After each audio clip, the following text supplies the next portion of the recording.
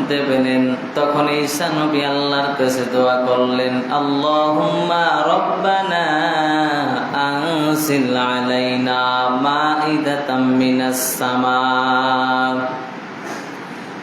আল্লাহর পয়গম্বর ঈসা আলাইহিস সালাম দোয়া করেন, হে মালিক, আনজিল আলাইনা, আমাদের উপরে অবতীর্ণ করেন, প্রেরণ করেন, মাইদাতাম মিনাস সামা, আসমান থেকে দস্তরখানা ভর্তি খাবার পাঠায় দেন, আসমান থেকে দস্তরখানা ভর্তি খাবারের ব্যবস্থা করে দেন।